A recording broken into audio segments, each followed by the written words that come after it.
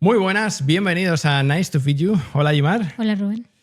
Bueno, hoy tenemos, si hace 2 semanas teníamos una parte del juego de ladrillo, hoy tenemos otro, ya hemos traído el 66% del juego de ladrillo. Nos falta ver a Alexis, un día le traemos. Albert, ¿qué tal? Vendrá. Muy bien, muchas gracias por estar aquí. Lo que pasa es que a mí me da miedo que venga Alexis, que no hay quien le controle. Tú lo intentas ahí en el podcast, pero...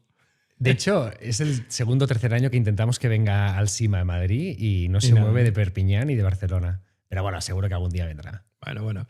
Sí, porque Alexis, la verdad que tiene batallas para contar. Hombre, es interesante, tiene 29 años, con un patrimonio que no sé si lo quiere hacer oficial, pero interesante, y es una persona que a nivel mental, yo a su edad no tenía esta forma de pensar. Son muy claras.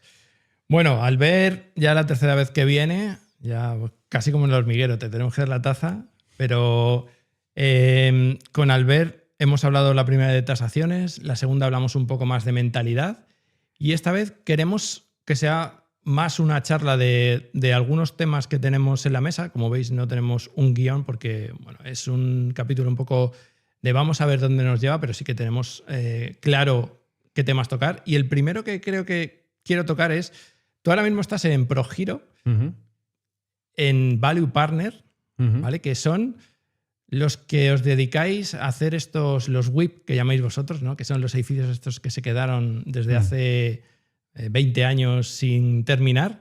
Cuéntanos un poco eso, porque a mí me interesa, o sea, no me interesa entrar con ProGiro ahora mismo, pero a mí me interesaría en un momento hacerlo yo. O sea, ¿cómo es ese proceso de coger un edificio, rehabilitarlo y venderlo? Vale, un par de temas. Yo cuando finalicé la carrera acabamos 180 personas, aparejadores, arquitectura técnica, ingeniería en edificación, y el último año acabaron 13 personas. Al menos en el territorio donde yo vivo, creo que se han cargado todo el sector y luego veremos cómo se puede llegar a recuperar, ¿no? Esto por un lado. Y luego por el otro sí que es verdad que, bueno, pero yo siempre he tenido esa voluntad de decir, tarde o temprano tendremos que poder volver a transformar el territorio. Hay un problema grave a nivel urbanístico que no se está construyendo, los alcaldes no son, ni los urbanistas no son lo suficientemente valientes después de tanta corrupción que hubo durante muchos años, ¿no? Pero tarde o temprano se tendrá que volver a poder construir, ¿no? Yo creo que en parte la voluntad de PropHero está allí, en poder generar producto para poder vender. ¿Qué le pasó a PropHero como a muchas otras empresas del sector hace ya no muchos años, ¿no? Que de repente hacer un pisito ya no era rentable, ¿no? Esos pisos de 40, 60 mil euros hoy están en 120, 140, es una locura, no se entiende. Y tenía sentido ir a buscar esos lotes grandes, ese producto grande, para poderlo transformar a lo que hoy el mercado necesita. Que quizá ya no son las viviendas de 4 habitaciones y 2 baños, sino pues algo más pequeño pensado para el separado, para las familias jóvenes, los monoparentales, etc., ¿no? Y ahí es de donde salió esa idea del value partner, que es un palabrejo raro que nos inventamos, pero para buscar ese socio que nos aporta un capital para que nosotros, cuando tengamos ya una reserva de un inmueble, que puede ser un WIP, que ahora hablaremos de ellos, o un local que se puede reconvertir en vivienda, él aporte ese capital para comprar el inmueble, pero con el compromiso de que antes de que pasemos por notaría, nosotros vamos a hacer toda la transformación, tenemos equipo de obra, director técnico, o sea, jefes de obra, toda la parte ejecutiva de construcción la podemos hacer, y al final de la operación, cuando tengamos el certificado final de obra o la licencia de primera ocupación, poder vender el inmueble con una rentabilidad. Y por lo tanto, el que entra es un socio que entiende el negocio, que sabe que si lo hiciera por su cuenta, como quizá algún día lo vas a hacer tú, pues quizá le puedes llegar a sacar con más riesgo un 40% de rentabilidad, pero tienes que buscar la oportunidad, tienes que ser constructora, tienes que a la vez ser inmobiliaria, ¿no? Lo cual no es tan fácil. Y entienden que, ostras, que alguien venga y yo pongo 1 millón de euros, tengo la máxima seguridad jurídica, en la nota simple consta mi inmueble, si cae el meteorito, yo seré el propietario del inmueble, ellos me lo hacen todo y además me están garantizando un precio de salida de un 15 o un 20%, oye, pues no está nada mal, ¿no? Y allí salió un poco esa idea de poder reconvertir los WIPs. Claro, ¿qué son los WIPs? Yo no sé si vosotros tenéis un poco... Yo sí lo sé porque he ido a muchas charlas de ProGiro, pero yo lo que entiendo es que son los edificios estos, los esqueletos que vemos por ahí, porque se ven mucho por la carretera, ¿no? Edificios que se han quedado medio a hacer, que los ves... De hecho, donde yo vivía antes había como 20 chalés que están en el esqueleto y ya está, que yo decía... Es que esto no le queda tanto para estar terminado. O sea, has hecho la parte más difícil, luego habría que ver, ¿no?, si por dentro tiene cableado y tal, pero la estructura entera estaba hecha y yo decía, yo en mi mente, ¿no?, pues esto es poner la electricidad, vestirlo y ya está. ¿Qué falta en esto, no? ¿O cuál es el problema que tiene? Claro, es curioso porque si nos vamos al histórico reciente, ¿no?, este work in progress viene de esa etapa en la que llegamos a construir hasta 800.000 viviendas en un solo año y de repente todo se paralizó, ¿no? Y digamos que los datos dicen que se quedaron aproximadamente 650.000 unidades dentro de esos edificios. Hablamos de unidades como pisitos acabados, pero fueron cadáveres que quedaron por el camino, ¿no? De esos 650.000 se estima que la mitad hoy ya tiene sentido darle una nueva vida, ¿no? Resucitar al muerto. Porque, te voy a cortar un momento. Sí. ¿Qué significa que tiene sentido? O sea, ¿cuándo tiene sentido y cuándo no? Claro. Para mí, el concepto sería volver a ese concepto que nos inventamos hace unos años de la España vaciada, ¿no? O sea, al final tenemos un 30% del territorio donde hay pues los flujos migratorios, buenas comunicaciones, inversiones públicas y privadas y donde todo el mundo quiere vivir, ¿no? Al final el capital tiende a concentrarse. Todo el mundo quiere vivir en Madrid, Barcelona y Valencia. Ya está. Bueno, Valencia, Málaga, Sevilla, sí, Bilbao. grandes ciudades. O sea, pero en Torremocha, el campo... Nadie quiere estar, ¿no? Entonces, en ese 2008-2007 se estaban construyendo a mansalva en espacios donde no tenía ningún sentido, ¿no? Pero sí que es verdad que esa mancha de aceite poco a poco se ha ido haciendo grande, ¿no? Porque el capital tiende a concentrarse y en esos espacios que antes quedaban como algo lejos, hoy pues quizá tiene sentido, ¿no? A 45 minutos de Valencia, 45 minutos de Madrid, de Sevilla, oye, pues resucitar ese cadáver que en 2008 pues quedó, que no tenía ningún sentido, pero que hoy, tal y como están los precios de las viviendas, pues muchos jóvenes se plantean no poder vivir dentro de la gran capital, sino en esos espacios, ¿no? Y de allí viene ese concepto, pero claro, de esas 650.000 viviendas que quedan, solo la mitad tiene sentido darle una nueva vida. El resto continúan estando en esa España vaciada que a día de hoy aún nadie quiere y no tiene sentido. O sea que el sentido se lo da, digamos, la cercanía al núcleo urbano más grande, que puede ser una de estas ciudades que acaba de decir Rubén, Madrid, Barcelona, Valencia. Mientras más cerca esté, eso vale la pena rescatar, ¿no? Correcto. Yo siempre explico que cuando yo era pequeño, vuelvo a Barcelona, mis padres me decían que Barcelona estaba entre dos ríos, ¿no? Se decía, bueno, iba de Sarrià a Sant Andreu, más o menos. Hoy Barcelona va de Martorell a Granollers y coge una banda ancha que, si no fuera por los problemas que tenemos de comunicación a nivel de cercanías, lo normal sería que la gente pudiera vivir aún, pero como pasa en Londres desde hace 40 años, ¿no? Que existía la zona 3, la zona 4, la zona 5, o en Nueva York, o en Shanghái. O sea, no hace falta que sea la civilización capitalista, ¿no? Sino en Moscú, pues es normal también que la gente acabe viviendo en esas zonas que hace 20 o 30 años se veían alejadas, pero que hoy tiene todo el sentido del mundo poder vivir allí. ¿Y cómo se mezclan estos dos conceptos de WIP y Value Partner? Vale, bien. En realidad, el Value Partner es un socio que aporta un capital para que podamos finalizar una construcción.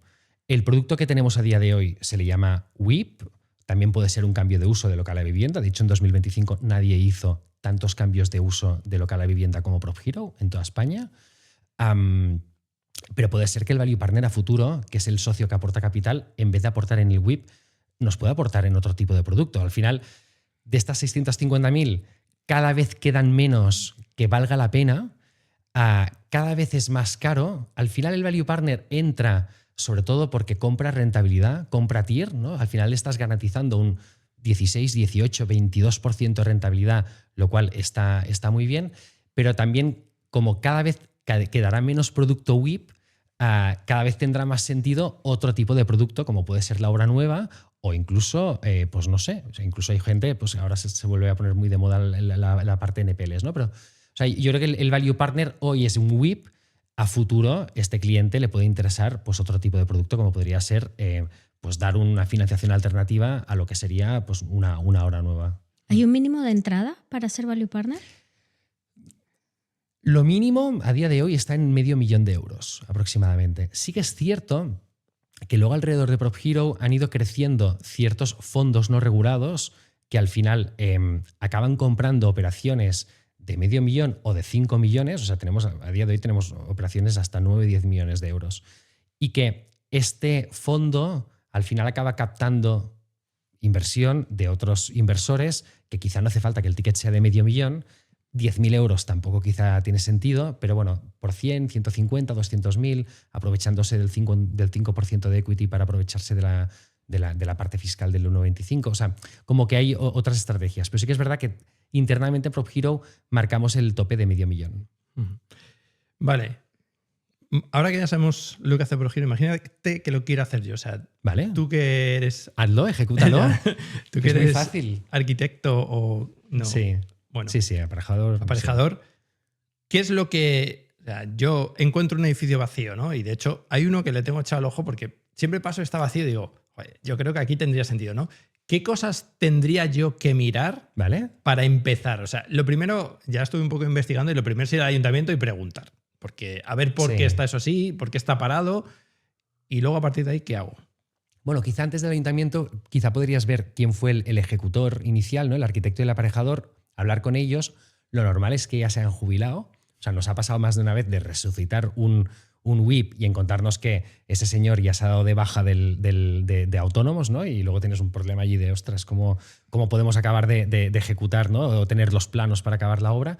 Yo te diría, la parte ejecutiva es importante, la parte del ayuntamiento también lo es, pero para mí sobre todo lo que es, tú te vas a encontrar con un propietario que te va a pedir un precio que dirás, vale, me gusta, lo que sea, pero lo lógico es hacerlo al revés, ¿no? Un retroplanning y decir, oye, ¿a qué precio hoy podría vender ese inmueble? Que en realidad tampoco es obra nueva, porque en realidad depende del momento, ¿no? La estructura quizá pues ya tiene 15 años. Aquí hay WIPs donde ya te encuentras que está la fachada hecha, la cubierta hecha, otros que está a medio construir, incluso solo la primera planta. O sea, también hay que hacer un análisis, pero sobre todo es, coge el precio a día de hoy de a cuánto se vende el euro metro cuadrado en esa zona. Y a partir de allí vas restando. ¿Cuánto te va a costar la obra?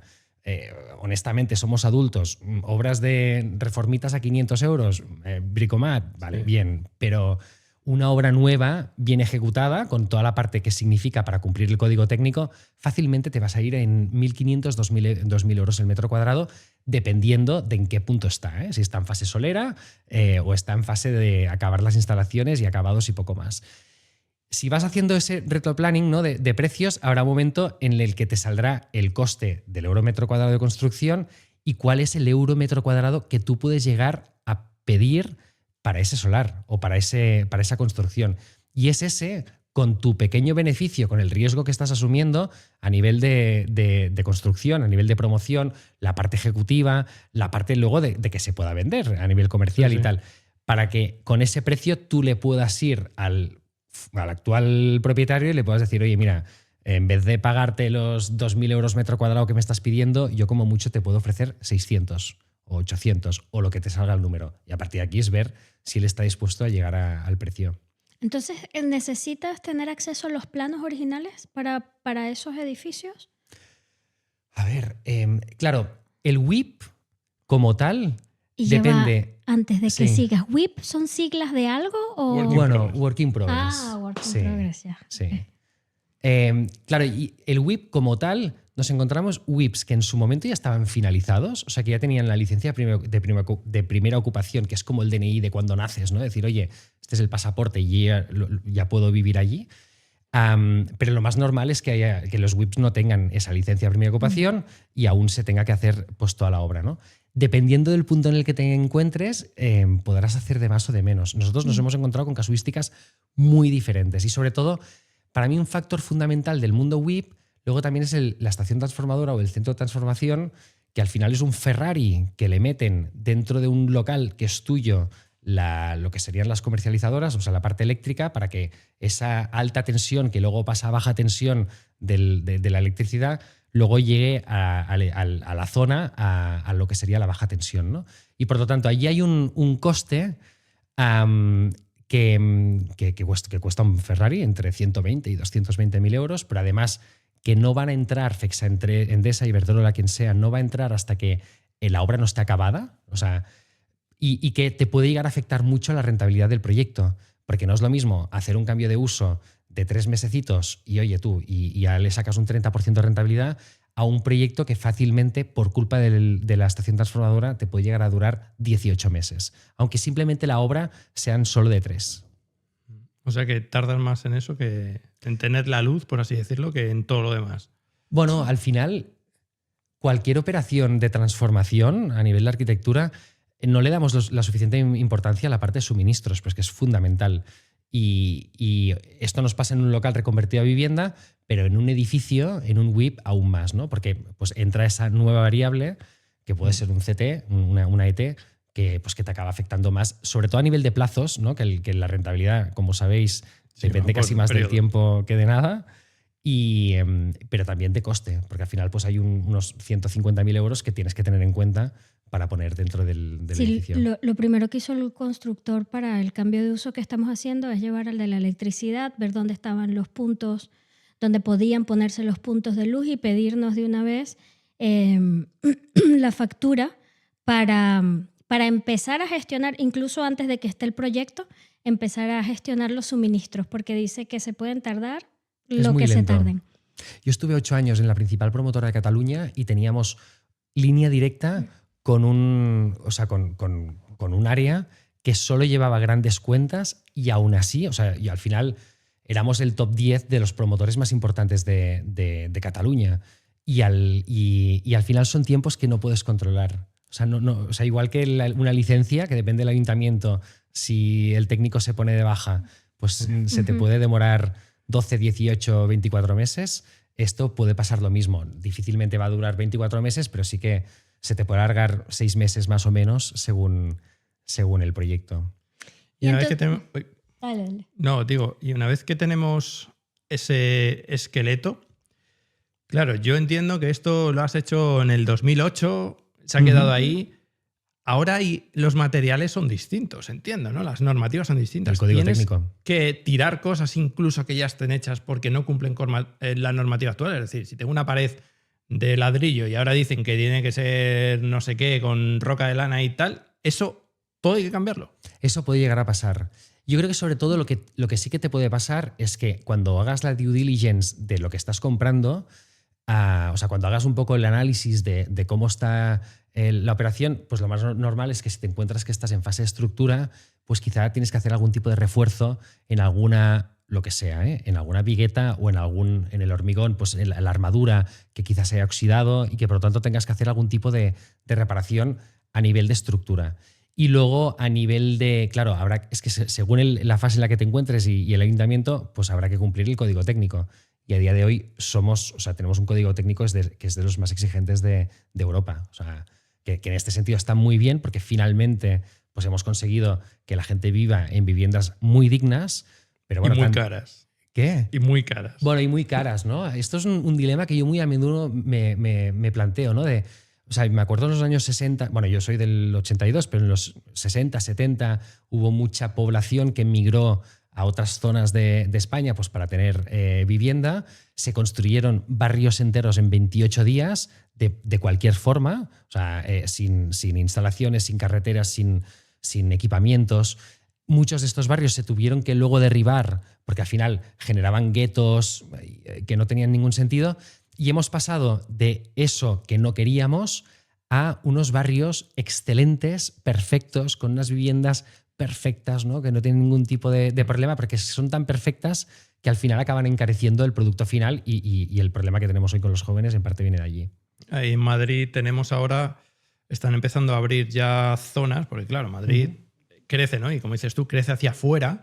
Están abriendo aquí Berrocales, Espartales, Cañaveral, toda esa zona se está abriendo, pero claro, tú ahora te vas a Cañaveral, ¿no? Que es una de las últimas zonas que han hecho, que lleva ya 5 años. Tú ves los pisos que hay, porque yo cuando estaba buscando piso, estaba mirando por ahí, todos los pisos tienen que si piscina, que si había uno hasta para bañar al perro, no, o sea, todo claro. Y dices, es que no hay vivienda barata. Digo, hombre, es que esto hay que pagarlo. Y luego todos tienen doble acristalamiento, no sé qué. Vale, yo entiendo que tenemos que tener esas viviendas, pero también entiendo que una persona no se puede gastar 400.000 euros porque tiene una escalera de stop. Yo no sé ahí, tú que sabrás más de legislación, si hay alguna forma de no rebajar la calidad, porque tenemos un mínimo, o sea, no que sea peligroso, pero de que haya algo que no comprometa el confort y la calidad, pero que también sea posible, porque es que, como decíamos, ¿no? A poco que quieras construir, los materiales son carísimos y encima tienes que coger los mejores porque si no, no pasan no sé qué ISOs y... Entonces, ¿qué hacemos con eso? Ya. No soy legislador y no soy capaz ni competente de poderte contestar bien a esto. Yo lo que sí es que me acuerdo en su momento cuando hacía VPO que en Cataluña las calidades eran decentes, muy correctas, creo que a 900 euros, 1.200 euros el metro cuadrado, lo cual pues estaba, pero sí, más bien a 900. Y en Ámsterdam, en Holanda, el VPO te lo entregaban sin pintar, te lo entregaban incluso, o sea, te dejaban la cocina, te dejaban el baño, pero incluso con el pladur desnudo para que tú lo acabases a tu manera, ¿no? Entonces, bueno, la otra es, oye, no, pues hagamos el envolvente, lo hagamos bien, cumplamos la ley y el código técnico. Yo sí que quizás soy un poco más punky y rebajaría algunos de estos puntos, pero dejar un espacio lo más diáfano y abierto para que luego, según la etapa de la vida en la que te encuentres, oye, pues hagas una pared de más, de menos, un espacio más grande o más... Y aquí sí que, al menos en Barcelona, nos hemos encontrado con algún producto que en su momento quería ser build to rent, ¿no? Que se pensó para que alguien lo pudiese alquilar, que finalmente, con todo lo que está pasando en Cataluña, pues han visto obligados a venderlo al build to sell, y han generado espacios diáfanos, bonitos, con mucha luz natural, cumpliendo el código técnico, pero muy abiertos a que la realidad de cada uno pues se adapte a cada uno, ¿no? Tanto si te has separado como si sois una familia con 1, 2 o 3 niños y en la etapa tal, para que tú decidas pues si quieres cerrarte algún espacio o no. ¿Cuál es un buen precio de construcción por metro cuadrado? Vale, yo creo que difícilmente hoy podemos construir o sea, teniendo en cuenta, o sea, una cosa es hacer una vivienda por bricomat un miércoles por la mañana, que te lo haces tú. Y aquí sí, que todos estaremos de acuerdo, a 300 euros el metro cuadrado.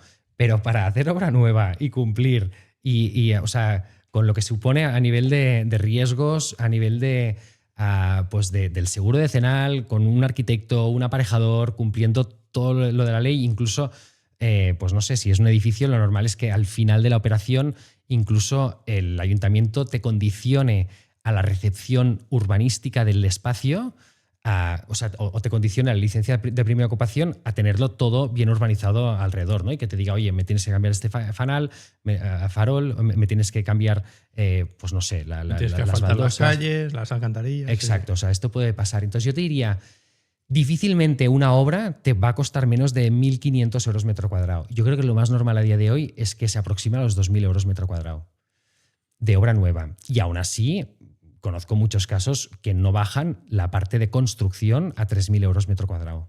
Es que claro, estamos hablando de... Son 2.000 euros metro cuadrado, ya un piso de 60 metros ya te está yendo a 120.000. Claro, sí. Ahí no has contado lo que se tiene que llevar el que construye, porque la gente, oye, ¿qué hace esto para ganar dinero? Claro. O sea, no, seamos honestos, ¿no?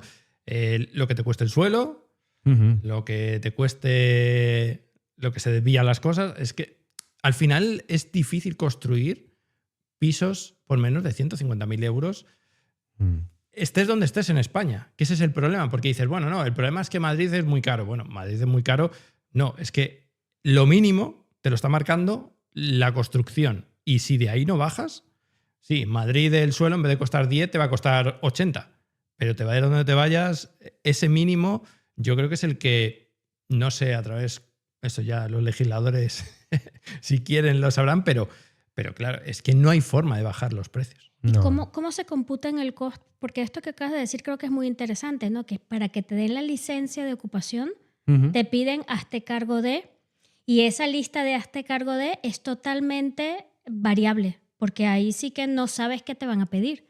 Bueno, por eso también está bien ir a hablar con el ayuntamiento. Hola, ¿qué tal? Quiero daros la oportunidad de poder construir un edificio nuevo para que haya vida en ese cadáver que tenéis ahora en medio de la ciudad y ver exactamente qué condiciones nos van a poner, ¿no? Para saber las reglas del juego. O sea, siempre Al final, los empresarios y los emprendedores nos gusta mucho la incertidumbre, nos gusta mucho el riesgo, porque buscamos una rentabilidad, pero siempre y cuando podamos minimizar la incertidumbre, ¿no? Y por lo tanto, pues lo ideal es tener ya los deberes bien hechos al inicio para que luego no tengas una obra parada porque no tuviste en cuenta los suministros o porque no tuviste en cuenta que el ayuntamiento ahora de repente pues, quiere que pongas una placa de lo que sea en la calle. Sí. Vamos a cambiar un poco de tercio. Bien. Vale, yo ahora tengo el edificio, pero necesito pasta, ¿no? Necesito gente. Y yo sé de buena tinta que hay un fondo por ahí que habéis montado entre algunos, tú, Ramón Molera, que el otro día le tuvimos también. Bueno, me infiltré yo allí en Barcelona. Cuéntanos este fondo de qué va, porque además me han preguntado por él varias personas. ¿Vale? Y están expectantes a que salga este episodio para ver cómo va eso, qué tenéis en mente, cómo pueden entrar, cómo lo hacéis, porque... Vale. Bien, nos hemos juntado 4 personas que entendemos del sector, sabemos del sector, hemos sufrido mucho o hemos aprendido mucho durante los últimos 20 años viendo muchísimas cosas distintas, algunos más o menos. Ramón sabe mucho más a nivel de tecnología, a nivel de IA, pero bueno, que también tiene experiencia en la parte inmobiliaria. Marc, lo mismo, o sea, al final se ha dedicado en el real estate, en el mundo inmobiliario y es muy bueno. Y André lo mismo, o sea, ha comprado muchísimos edificios, ha hecho todo tipo de producto inmobiliario.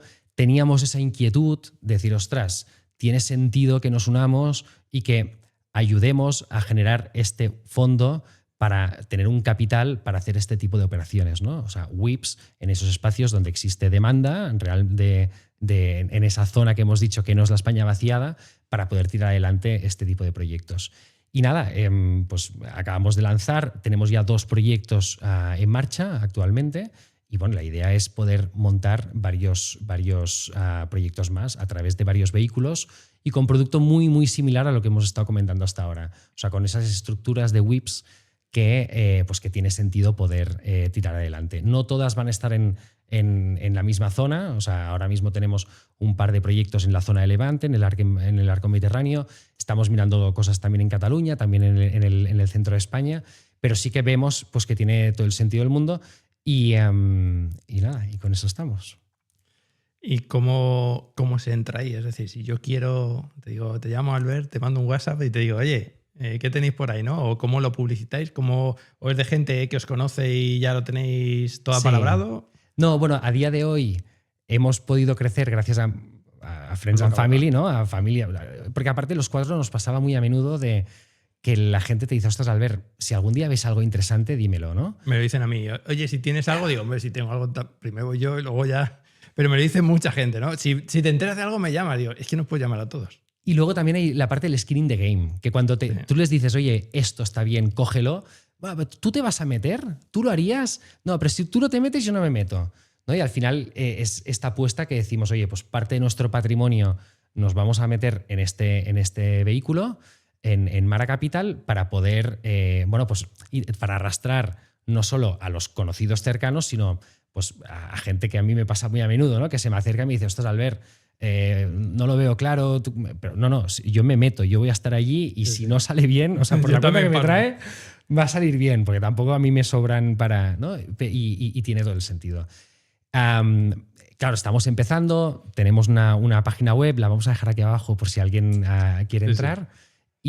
Y nada, y buscamos pues este capital, ¿no? O sea, al final con tickets a partir de unos 50.000 euros para entrar en equity, en operaciones, en una sociedad en la que nosotros estaremos también con nuestro propio capital para tirar adelante este tipo de proyectos, que estimamos que cada proyecto tiene que durar entre 14 y 18 meses aproximadamente. O sea, los que entran con equity directamente sí, en una empresa nueva, ¿no? Correcto. Sí, aquí no es compra de deuda, sino es compra directamente de equity. ¿Y qué tipo? Entonces dijiste que era, o sea, entiendo que hay WIPs, cambios de uso. Sí. ¿Y construcción desde cero o no? A día de hoy no es nuestro foco. O sea, pensamos que aún hay una ventana de oportunidad de aproximadamente unos 2 años para acabar de rescatar lo que realmente tenga sentido. Cada vez será más complicado, también es verdad. Pero a día de hoy no lo estamos pensando como obra nueva. Sí que creo que los 4, ¿no? Yo al final, volviendo a la carrera, cuando estudié y tal, a mí me gustaría algún día ser de los que transforman el territorio, ¿no? Y hace falta promotores y hace falta gente valiente. No, hay mucha gente con capital, hay mucha gente con conocimiento. Difícilmente a veces te encuentras a alguien que tenga una buena oportunidad en el momento correcto, con el capital correcto y con el conocimiento correcto, ¿no? Entonces, yo creo que los 4 venimos con esa voluntad de transformar el territorio. Hoy se le llama WIPS, quién sabe si a futuro pues se le va a llamar obra nueva, o quizá nos lo ponen tan difícil que quizá en vez de residencial tenemos que hacer naves industriales. Pero no es el foco. Centros de datos. O centros de datos. Sí. Eso, no sé dónde lo escuché. Bueno, sí, en el Merlin Economic Properties. Forum. Ah, vale. Fondos grandes Ujú. ya están diciendo, no, ya estamos metiendo un 15% en centros de datos. O sea, es inmobiliario, entre comillas, porque es un edificio, Ujú. pero ya se está empezando a tomar como algo muy en serio por fondos. O sea, lo mismo dentro de 10 años vienes aquí al podcast y dices, pues estamos construyendo un centro de datos ahí en Murcia. No, pero yo creo que en el Real Estate Forum que monta ESADE en el 2023 o 2022 era como ya el gran tema. Y CBRE, Merlin Properties, o sea, como que todo el mundo ya estaba metido en eso, ¿no? Entonces, sí. Creo que parte de también es un Aragón. tipo de producto muy específico. O sea, yo desconozco las calidades técnicas de lo que hace falta en un centro de datos.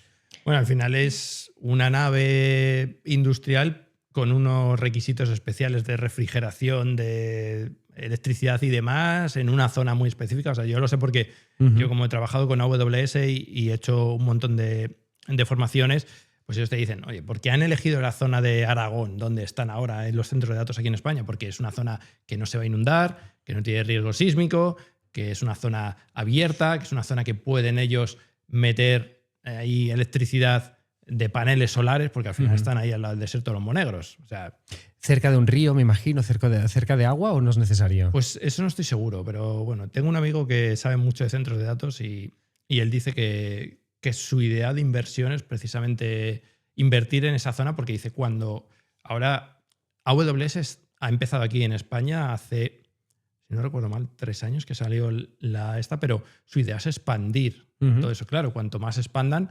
necesitas gente. O sea, por mucho que esto sea un centro de datos, tiene que ir gente, electricistas, no sé qué. O sea, hay gente que hace falta y esas ciudades que hay cerca son ciudades que tienen que crecer con trabajadores que tienen que ir a montar fibra o que tienen que estar 24/7 allí trabajando. O sea, eso necesita, por mucha IA que tengamos, de momento, ya veremos cuando lleguen los robots, pero de momento tiene que haber una persona ahí. Entonces él decía, no, yo sé que aquí van a crecer y en Estados Unidos lo estamos viendo, ¿no? El otro día leía que Meta había invertido no sé cuántos miles de millones, ya no en crear centros de datos, sino en crear una central nuclear para sus centros de datos. O sea, ya estamos hablando de que a lo mejor el trabajo del futuro es invertir, o las inversiones del futuro son invertir en centrales nucleares, ¿no? ¿Por qué no? Ya. Desconozco el activo inmobiliario centro de datos, pero entiendo que la parte de optimización energética es fundamental. AWS tiene todo a día de hoy 100% energía renovable. O sea, Vale. todo. Porque su objetivo era, no sé si para el 2030 y ya lo tienen. O prácticamente todo. O sea, ellos lo que necesitan es eso. Que sea muy estable la zona, sobre todo para que no haya cortes y demás, a no ser que te caiga un misil como les pasó en Emiratos, ¿no? Pues, bueno, que hay una guerra, pero lo que no te van a poner es en una zona inundable, en una zona con terremotos. Claro. Pero bueno, también les ha pasado que una señora les cortó un cable picando, ¿sabes? Sí. O que un tiburón muerde los cables submarinos. Este tipo de cosas pasan, ¿no? Entonces, ellos tienen unos protocolos y lo estudian muy bien. Entonces, si ellos han elegido esa zona, lo tienen previsto. Pero ya, si nos vamos a la parte más de IA y todo eso, Sí. que es la que necesita más energía, ahí ya se están planteando en hacer mini centrales nucleares. Y Meta, todo el mundo dice Facebook. No, Meta no es Facebook. O sea, hace mucho que dejó de ser Facebook. Está construyendo centrales nucleares en Estados Unidos. O sea, es que estamos yendo ya a unos límites. Entonces, a lo mejor hay fondos que dicen, no, yo invierto en Meta no por Facebook o Instagram, yo invierto en Meta porque es tocho, ¿no? Como decimos. Al final, eso está levantando ahí, es energía y bueno. Sí. No, ahora que decías de la inteligencia artificial, alguien me decía hace poco, yo no uso ChatGPT porque cada vez que aprieto el clic gasto no sé cuántos litros de agua. Pensaba, hostia, bueno, no sé. Sí, pero a ver, pues entonces tampoco tires de la cadena, ¿no? O Ya. tira una vez al día, porque cada vez que le das son 10 litros. Ya. Sí, es verdad que gasta agua, pero bueno, cada vez están haciendo o están intentando, porque el problema que tienen es de energía. Hay un límite que no pueden sobrepasar porque consume tanto. Entonces, lo que necesitan es refrigerarlo. ¿Cómo? A base de más energía. Entonces, lo que quieren hacer es centros de datos con su central nuclear al lado.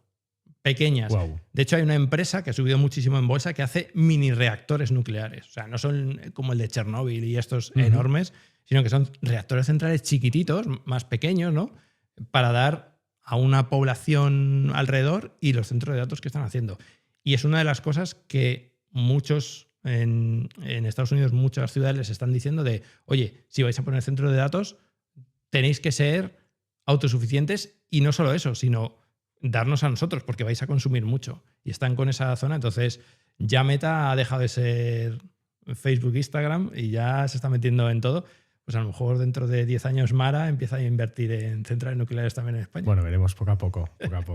Sí que tenemos muy claro la parte de España, ¿no? Es decir, oye, o sea... De momento internacional nada. No, es que, bueno, yo creo que a día de hoy, o sea, vivimos en uno de los mejores países del mundo. O sea, no nos damos cuenta, ¿no? Cuando te vas a Australia o cuando te vas a China, te das cuenta que realmente Francia, Italia, España se vive muy bien. Se vive muy bien y hay demanda y tiene sentido.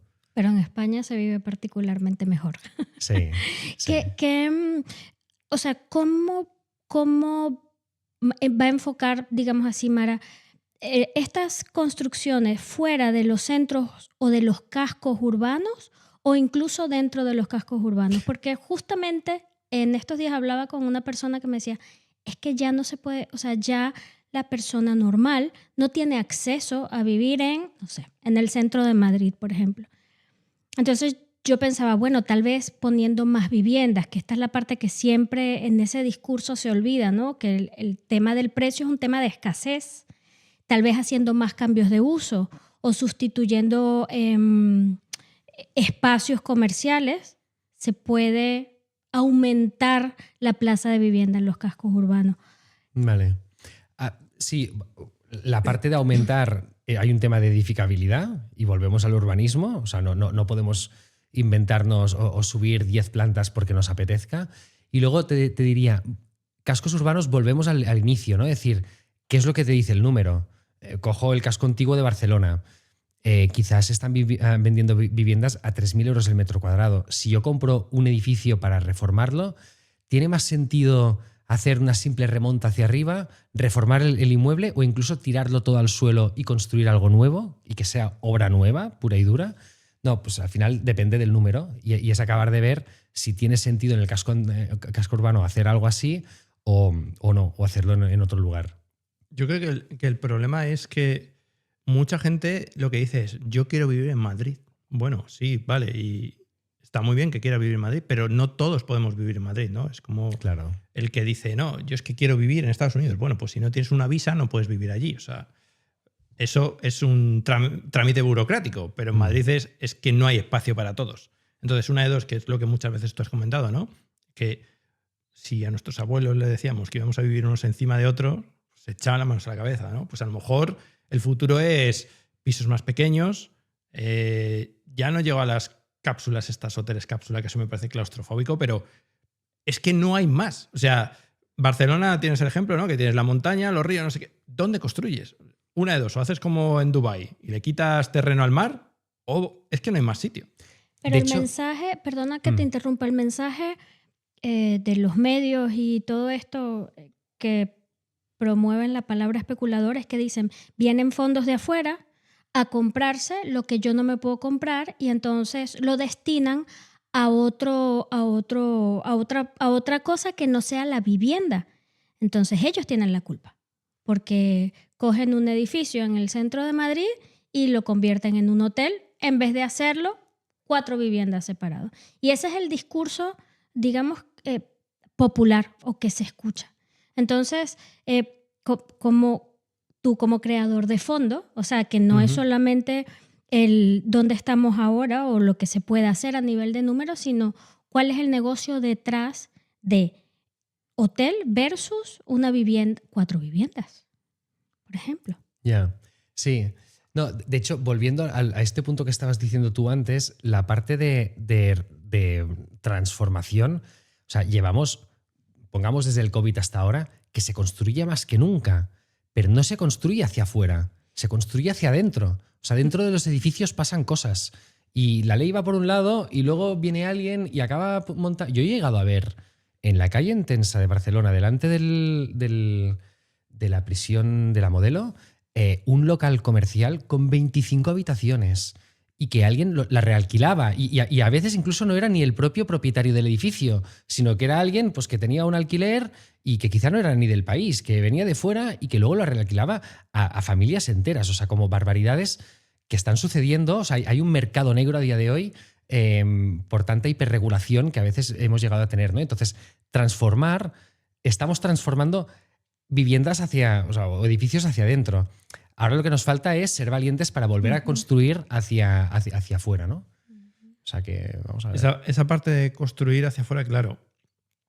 Hay en sitios, Barcelona, por ejemplo, que no puede crecer más y la gente sigue diciendo, no, pero yo es que quiero vivir allí. Ya. Bueno, es que hay veces que tienes que decir, pues vete a Sant Cugat o vete, no sé, donde sea, ¿no? Pues aquí en Madrid. O sea, Madrid no puedes crecer. Bueno, pues vete a Getafe, que estás en cercanías a media hora de Madrid, ya, pero es que quiero vivir en Chamberí, claro, y yo también.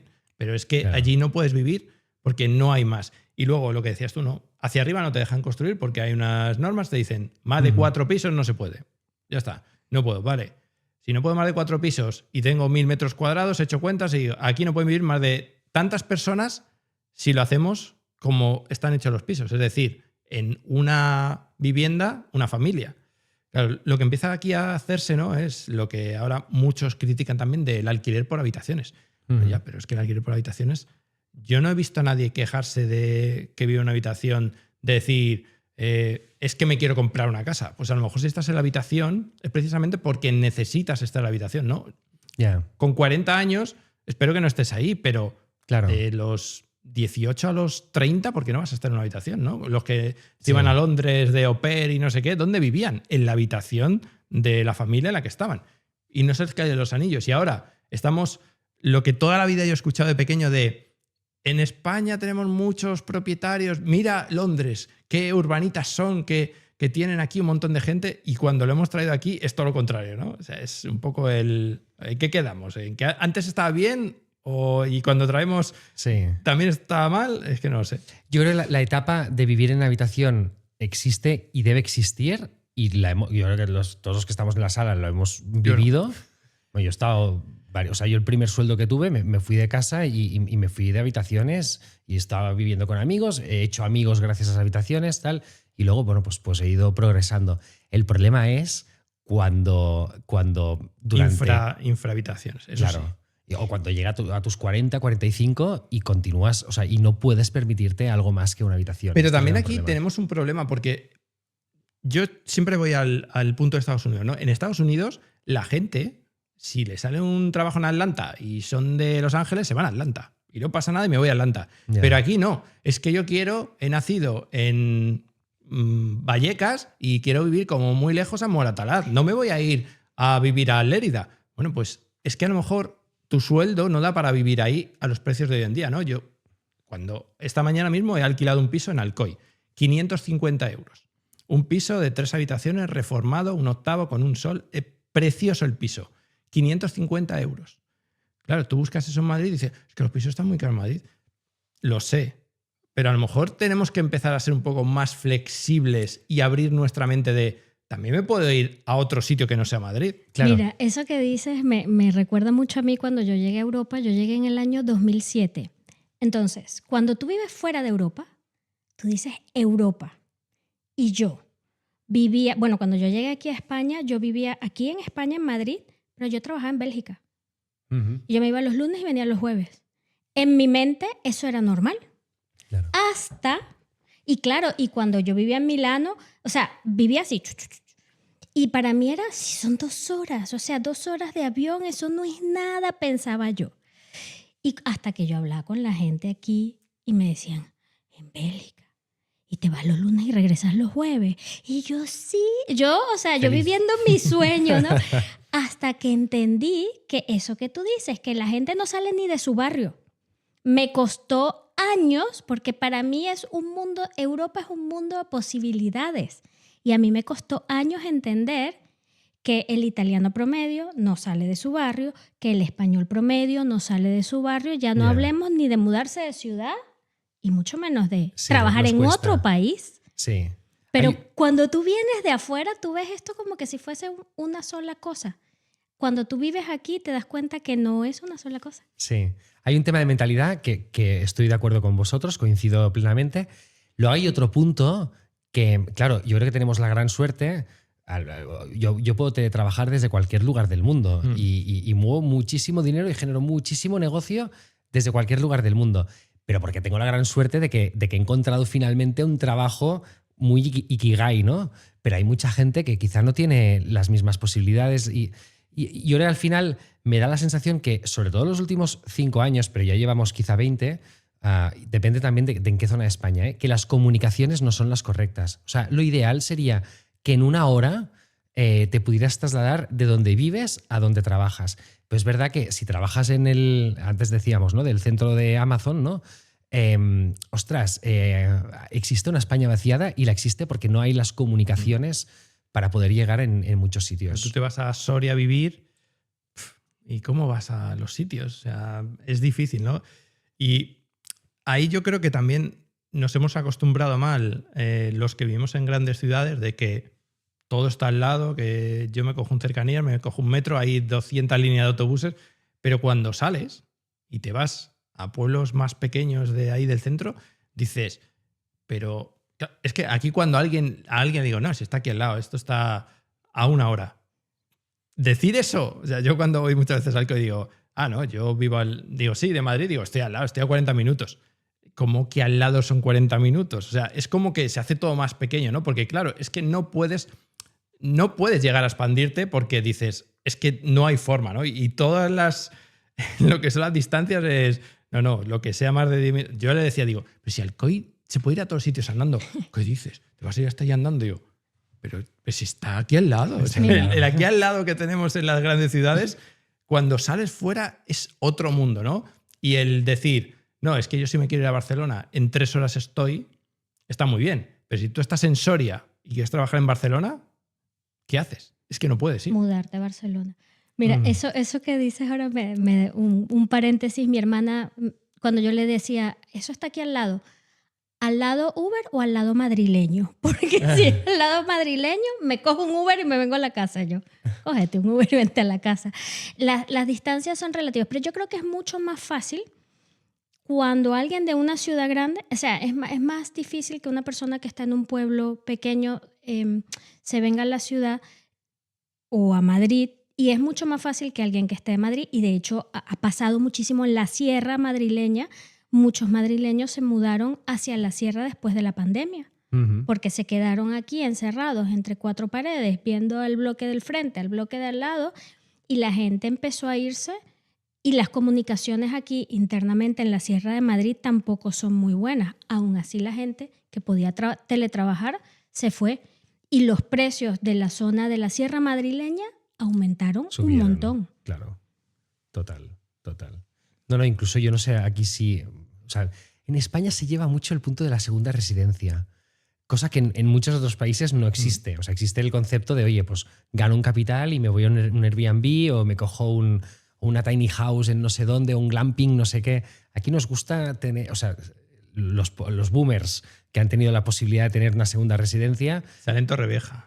O sea, la casita en Torrevieja, ¿no? Claro, pero también el concepto de la segunda residencia, y ahora el otro día hablando con alguien me decía, no, lo quiero a 1 hora de distancia de ¿no? Joder.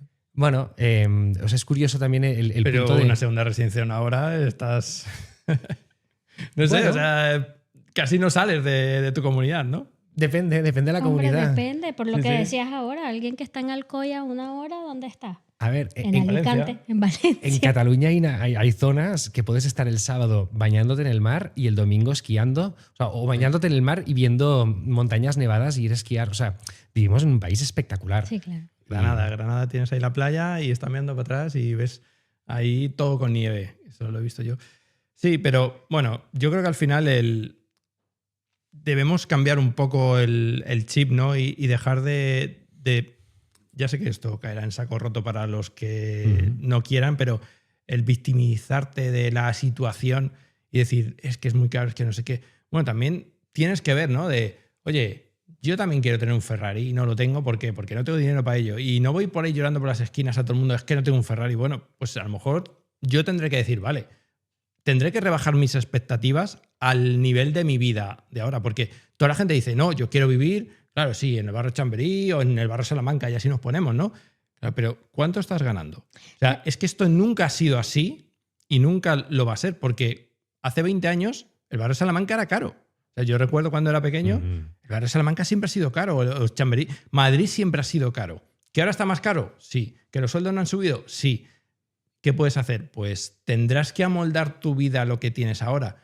Y yo soy más de como los estoicos, ¿no? De, bueno, lo que hay alrededor no lo voy a cambiar.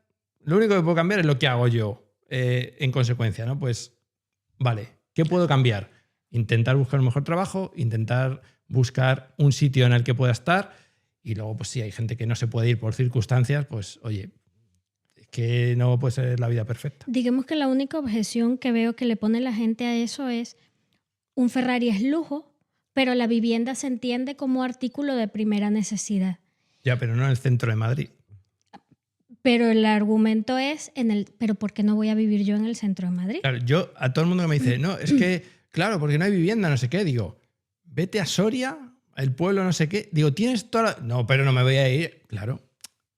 Estamos, ¿no? Lo que decías tú, el donut ese que pones muchas veces tú en tu Instagram, que me gusta, ¿no? Que tenemos el donut de España, donde tenemos las zonas de costeras que tienen mucho, Madrid, pero luego lo demás es un desierto. O sea, es que no hay apenas población. Y además ahora que estoy con... Ya os presentaré el nuevo proyecto, Rentesa Atlas, ahí lo ves, ¿no? Cuando quitas el zoom y ves cómo hay la densidad por kilómetro cuadrado es prácticamente nula. Pero eso pasa en todos los países. O sea, eso no es exclusivo de España. Siempre los centros urbanos están más poblados y hay zonas... Eso pasa ahora no recuerdo el nombre, pero en Estados Unidos también la zona central en Estados es lo Unidos, mismo. la costa este, la costa oeste y el medio. New el medio es York Mordor. y dos o tres cosas. Y el medio es lo mismo, está vacío. O sea, Sí. pasa en todas partes. Entonces tampoco hay que como autoflagelarse. Y por yo a veces eso. cogiendo el AVE, ayer lo cogí de Valencia a Madrid y lo cojo siempre de Barcelona a Madrid. Y pasas por el medio de esa España vaciada y dices, hostia, qué bonita que es. O sea, ojalá algún día pudiéramos vivir allí tranquilamente, ¿no? O sea, segunda residencia o no sé, o semi jubilados, porque hay, o sea, tenemos un país precioso. A mí me bonito. encantaría una casita en el campo, reformarla y una vaquita y unas gallinas. O sea, yo candidata para terminar mi jubilación. Eso era una pequeña anécdota que tenemos unos amigos que se han comprado unos terrenos tal y se han cogido una tiny house. Y de hecho ahora en el juego ladrillo hablamos bastante de este tipo de vivienda alternativa, ¿no? Y era un domingo y dijimos, ostras, vamos a ver, estaría bien, tal, no sé qué. Vamos a ver de toda esta zona, a ver qué hay, lo más barato, aunque no sea urbanizable, vamos a ver qué hay. Y pues no sé, había 30.000 metros cuadrados a 30.000 euros, que dices, bueno, a 1 euro el metro cuadrado, pues no sé, ni tan mal, ¿no? Y aparte estábamos al lado, llamamos, nos enviaron la nota simple, estábamos a 12 minutos en coche, pues vamos. Y fuimos y bueno, y bien, pero bueno, camino de cabras, difícil de llegar, no hay manera de hacer un pozo, o sea, no es tan fácil. Pero yo sueño también en ese punto, ¿no? De vivir en medio del campo con gallinas y si puedo, poder teletrabajar también desde allí. Sí, eso siempre hay un meme, ¿no? Con los informáticos que dice, empiezas como programador, no sé qué, llegas tal, CEO no sé qué, y al final es granjero de patos o lo que sea, porque sí, es al final lo que quieres, ¿no? Retirarte, estar tranquilo, pero claro, el problema es si te vas a eso que dices tú, que no puedes ni tener agua, es que ahí no puedes vivir, no puedo tener agua. Bueno, luz sí puedes porque te pones placas y al final pues es autosuficiente con baterías de Tesla y no sé qué y tal, vale, pero al final hay cosas que necesitas, ¿no? Y hay gente que dice, no, pero es que claro, no tienen hospitales, no sé qué. Ya. Eso es lo difícil, lo de no tener hospitales y tener que desplazarte muchos kilómetros. Eso es lo único que yo veo que hace difícil el poder llenar esa España vaciada, porque no tienes la posibilidad de ir. ¿A cuánto tenemos nosotros aquí el hospital? Muy cerquita. Ahí no, ahí tienes que hacer 5 kilómetros. minutos, claro.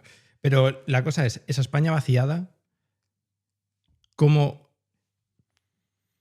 pensáis que se puede llenar? ¿Cómo podemos hacer? Porque se ve muchas veces, ¿no?, de esto que te dicen, si te vienes a no sé qué pueblo, te pagamos y no sé qué, y te damos un trabajo en el bar del pueblo, que además siempre suele ser el bar del pueblo, la panadería, o siempre algo de esto, ¿no? Que dices, dame un puestito un poco mejor, concejal mínimo, ¿no? O sea, te ponen eso y tal, y claro, luego empiezas a ver el pueblo y dices, no, es que el colegio, vamos a un colegio al lado, 3, 4 pueblos. Y en lo que es el médico pasa una vez cada 4 días. Y claro, empiezas a ver y dices, bueno, es que esto tiene mucha letra pequeña, ¿no?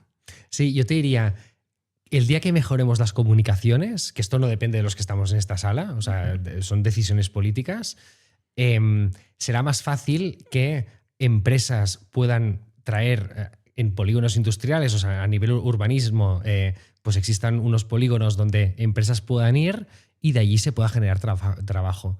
No hay ninguna otra fórmula. O sea, creo que si no llega la carretera, difícilmente va a llegar la fábrica. Si no llega la fábrica, difícilmente va a llegar el trabajador. Yo creo también que una iniciativa privada, que no es para llenar la España vaciada, pero hay capital privado y hay personas. En este reel vamos a tener hate si sale un reel. Hay personas que compran pueblos o que compran ciudades para convertirlos en la experiencia total de, en vez de ser un hotel como un edificio, es una zona para estar como un pueblo. Eso es una forma también de llenar esos lugares y de generar trabajo en los entornos o a la gente que está en los entornos cercanos.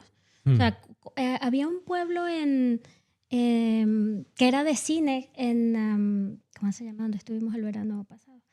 Sí, en Almería. En Almería. Sí, el pueblo del oeste que tienes allí, que es Sí, donde rodaban claro, las donde películas. grabaron. Sí. Más iniciativas de esas Bueno, también pueden llenar. En Cataluña hay un pueblo que se llama Peguera, del Ras de Peguera, que lo quería comprar un jeque árabe para hacer un espacio para sus pájaros para que vivieran allí, y al final no salió. Pero yo creo que es muy interesante estas iniciativas de generar una comunidad, y a veces es incluso una comunidad hippie o una comunidad de informáticos o una comunidad de lo que sea, ¿eh? Y el otro día hablaba con alguien que decía, estamos en un momento de la humanidad en la que no nos damos cuenta que estamos todo el día hiperconectados, estresados, tenemos un vacío brutal, y cada vez más el lujo va a ser la desconexión total. O sea, el lujo será la experiencia de estar desconectado, estar en un sitio donde el señor que te atiende, que es el propietario de este pueblo, él hace la mermelada con huevos, los free range eggs, o sea, los huevos libres de granja. Y esto será lujo. El no lujo será la pantallita todo el día, pero tendemos hacia esa dirección. El lujo es vivir como tu abuelo. Eso Sí. va a ser el lujo, sí. Pero bueno, ya hemos arreglado el mundo, yo creo, o al menos España. Lo último que quería tocar, el juego del ladrillo. El podcast en el que estás con un terrorista. Lo has dicho tú, ¿eh? Yo no. Sí, sí. Bueno, a ver, Alexis, a mí me cae muy bien Alexis, pero hay veces que yo digo, si esto lo ve algún inspector haciendo algo de esto, yo no sé si tiene problemas, pero hay veces que, no sé, que lo veo un poco así. Y luego estás con Ramón Molera, que estuvo aquí hace 2 semanas también. Sí.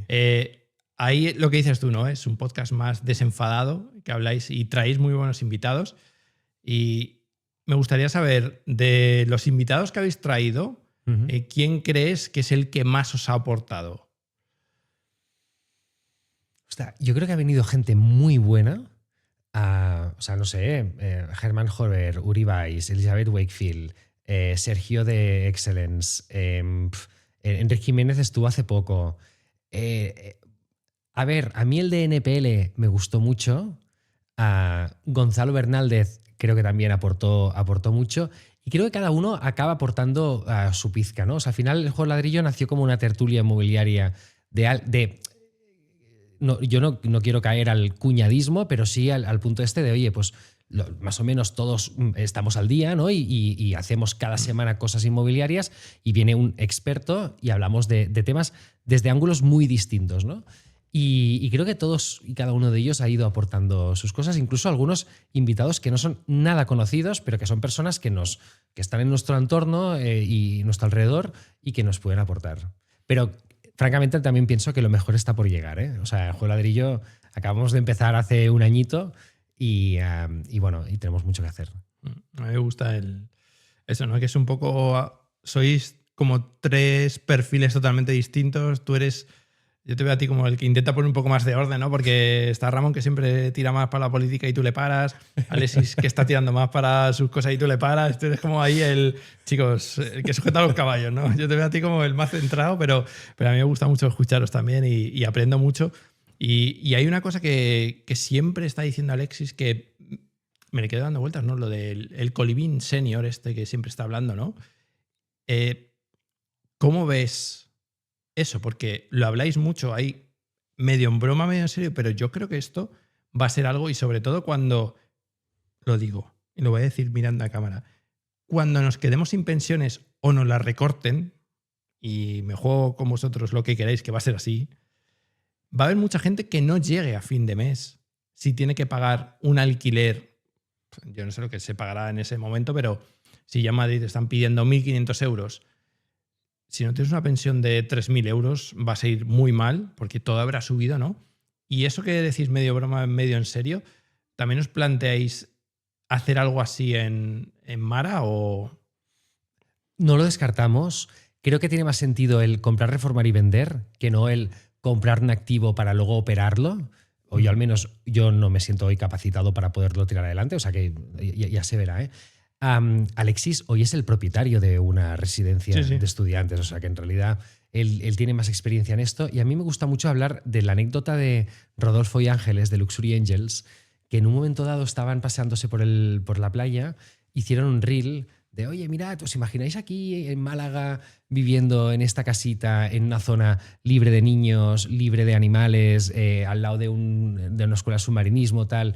Y tuvieron gran cantidad de éxito porque hoy existe una franja de edad que va a esos viejóvenes boomers que no tienen 70 o 80 para ir a una residencia, pero bueno, pues tienen 50, 60, quizás han separado, están buscando una segunda vida, tienen dinero, tienen tiempo, tienen energía y quieren vivir en este espacio, ¿no? De un co-living tal. A mí lo que me sabría mal es que el co-living senior solo fuera para el lujo. O sea, aquí, y tampoco que no suene catastrofista, pero me da la sensación de que cada vez más esa brecha entre la clase media, que es pobre, y la clase rica es cada vez peor. Estamos en una olla a presión que tarde o temprano va a estallar. No sé si serán las pensiones, no sé si será un cambio de gobierno que de repente... no lo sé. Pero bueno, vamos a ver. O sea, a mí me gustaría pensar que ese co-living fuera para todos. O sea, que para los que mentalmente nos hemos preparado durante muchos años para intentar coger la brecha de la clase media alta, como para los que, por lo que sea, no han tenido esta oportunidad. 2 cosas. Que tú lo construyas no quiere decir que tú lo gestiones, ¿eh? Puedes hacer la construcción, claro, y ceder la gestión a un tercero. Y independientemente de si nos quitan lo que nos quiten, lo que es cierto es que la población está envejeciendo más rápido. Uh-huh. Es decir, no más rápido, pero que hay menos jóvenes. O sea que este tipo de iniciativas puede llegar a ser una necesidad, algo que ahora vemos como algo lejano, uh-huh, puede llegar a ser una necesidad o sea, por la demografía en sí. Totalmente. Sí, cada vez es más... pirámide invertida, ¿no? Claro, que sí, se dice. Cada vez hay más gente mayor, menos jóvenes, uh-huh, y, oye, tendrán que vivir en algún sitio.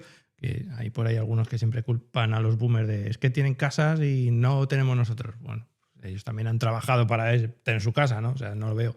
Y lo que decías tú de ricos y demás, el otro día justamente estaba escuchando un podcast que hablaba una persona y decía, tú no sabes cuando llegas al 1% más rico, dice, hay una franja de personas eso, que son el 1% más rico. Dice, no hablamos de tengo 10 millones, no, de billonarios. Ese cero, no es decía el 1, el 0,1%, ¿no?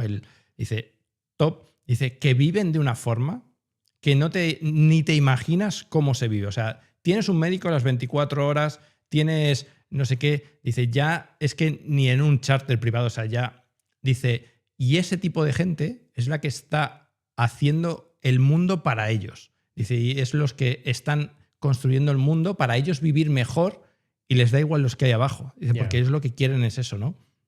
Entonces, me parece muy triste que sea así, y si es así, yo creo que deberíamos cambiarlo, porque al final somos más, pero sí que veo muchas iniciativas, ¿no? Para gente con poder adquisitivo, pero hay que pensar que también hay gente que, oye, que has trabajado toda tu vida y te queda una pensión de 800 euros, ¿y qué haces?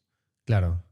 No, y sobre todo porque si algún día hay una revolución social, que esperemos que no la haya, pero hubo una industrial, la revolución francesa y tal, olvidémonos de co-livings, olvidémonos, o sea, quiero decir que al final, aquí que no suene muy a la izquierda, pero, ostras, que al final necesitamos pensar un poco, no solo, o sea, para todos, para que si algún día hay una revolución, salvo que hayamos montado un búnker y sepamos defendernos, ¿no? O sea, no, pero es que lo decía, dice, es que ellos, dice, saben que puede pasar cualquier cosa, en Nueva Zelanda tienen búnkers.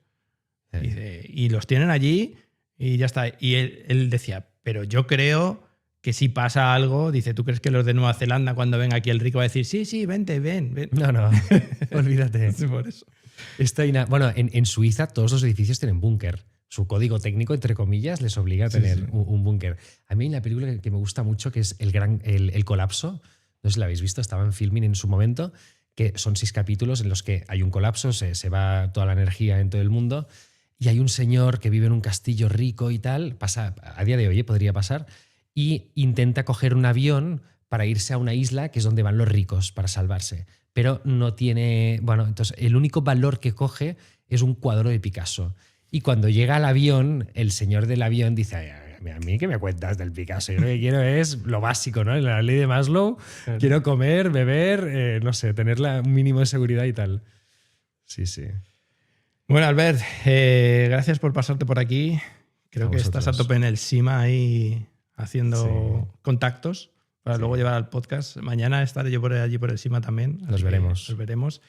Iremos al SIMA a ver qué nos cuentan, porque hay que abrir horizontes, ¿no? Yo creo que ya tengo la base, ¿no?, de las inversiones. Vamos a ver si diversificamos, aunque el inmobiliario me gusta, pero en otro tipo, ¿no? Fuera, dentro. ¿Tú inviertes solo en España o tienes también fuera? A día de hoy, de momento sí, y me lo he mirado varias veces lo de fuera, pero quizá no estoy en el estadio para poder ir fuera. No, o sea, hasta ahora las veces que he visto algo fuera, no, a mí no me ha convencido.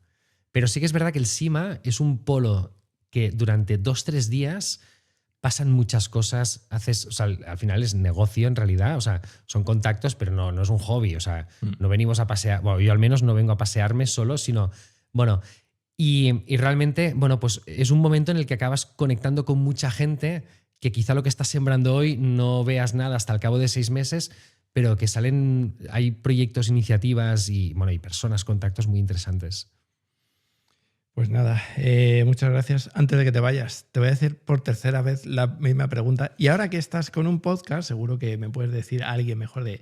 ¿Quién te gustaría que trajésemos aquí al podcast que digas, uy, este es potente? Ya me has dicho algunos, ¿no? A Sergio de Excelen, por ejemplo, tengo fichado, pero está allí en Cataluña y es más difícil. Elizabeth estuvo por aquí ya, Uribais también estuvo, pero alguien que no sea a lo mejor tan conocido y digas, mira, pues este perfil quizás... A ver, tenéis perfiles muy interesantes en Madrid, ¿eh? Sí. O sea, en Cataluña también hay gente muy interesante, pero en Madrid hay muy interesante. No, yo te hubiera dicho Alexis, a ver si consigues que venga. Sí, no, Alexis está invitadísimo cuando quiera al podcast. O sea, y hablamos aquí de lo que quieras. No, yo no te corto como Albert, tú tírale. Y luego en Madrid, es que me coges desprevenido porque ahora no se me ocurre nadie, pero sí que es verdad que luego hay como mucha gente que acaba teniendo su canal de YouTube, que está bien, pero luego también hay mucha otra gente que te acabas encontrando pues en la cena que vamos a tener mañana o tal, que son perfiles muy interesantes que no quieren salir en público, pero que yo al menos también aprendo mucho de ellos. Al final esas cenas, ¿no? Que bueno, yo os digo a todos los que queréis ir, ya no se puede. Hicimos sold out 60 personas. Bueno, cuando salga el episodio ya habrá pasado también. Ya habrá pasado, bueno, pero lo dijimos hace un par de capítulos también, que íbamos a hacer la cena, lo hemos puesto en la newsletter. Acordaros de poner la newsletter para la próxima no perderlo, Claro. porque me ha escrito varias personas de, oye, quiero ir a la cena, y me sale que ya está vendido. Digo, pues ya es que... Y no puedo ir yo. Digo, es que el problema es el local. O sea, tiene 60 y no puedo meter más gente. Apuntarse a la newsletter para que no se pierdan la próxima quedada. Eso es. Pero sí, en esas cenas yo he conocido a gente súper interesante y gente con la que al final tienes un trato que dentro de 6 meses lo mismo hacer negocios, gente que he conocido ahí que al final me ha dicho, oye, pues gracias a ir a estas cenas he conocido a este otro y estamos haciendo juntos no sé qué. O sea que el networking, yo siempre lo he dicho, lo que más me llevo del curso que hice fue el networking, el meterme en un grupo y ver otras personas, ¿no? Y ahora con el podcast, pues es networking elevado a la 10ª potencia, pero no todo el mundo puede tener un podcast. Entonces, no cuesta nada ir a una cena de estas o pasarte por el SIMA. Porque además en el SIMA también hay como mesas redondas y no sé qué de gente, ¿no? Por lo menos el año pasado había, no sé si este año hay, que iban 4 o 5 personas ahí, debatían de cosas, pues ver eso como distintos puntos de vista sobre un mismo tema. O sea, yo veo que eso es muy interesante y la verdad que es algo... El SIMA es gratis. O sea, te puedes ir a la web y te lo sacas gratis. La cena no es gratis, pero tienes que cenar todos los días. Cena, sí. Y entonces, Sí. el networking siempre está muy bien. Sí. Bueno, pues hemos llegado al final del episodio. ¿Algo más que quieras añadir? Porque siempre le decimos al invitado, Sí. ¿se nos ha quedado algo que quieras añadir? No, yo te diría, a nivel de invitados, Bueno. Quizá luego te los paso fuera, pero se me ocurre Rebeca de Inversis, que es un perfil muy interesante. Es que hay muchísima gente. O sea, en realidad, o sea, mañana mismo cuando vayáis al SIMA veréis perfiles que realmente valen mucho la pena. Es curioso porque el SIMA se mezcla la nueva generación con la antigua generación. O sea, el corbata americana pre-crisis y el youtuber que hace el rent to rent, tal. ¿No? Y bueno, y es curioso, ¿no? Hay incluso el API pequeño con la gran promotora. Bueno, y hay un ecosistema pues muy, muy, muy interesante. Sí, sí. Bueno, mañana veremos si en la cena vienen 3-4 personas que les quiero tirar también el ancla, ¿no? Sergio de Moblog ya le tengo ahí fichado. Hombre, Sergio de Moblog me extraña que no haya pasado por el podcast. Ya no, si el año pasado encima se lo dije, pero al final no hemos cuadrado, pero Sergio va a venir. Yo daba por sentado que había pasado por aquí. Claro, Sergio tiene que pasar. Va a venir. Sí, porque además es un proyecto interesante el que tienen ahí montado, entonces Sí. bueno. Pero sí, hay gente ahí interesante que veremos mañana y nada, que apuntaros a la newsletter para no perder la próxima cena. Esta ya no podéis ir. Y nada más. Nos vemos en el siguiente. Adiós. Chao. Chao.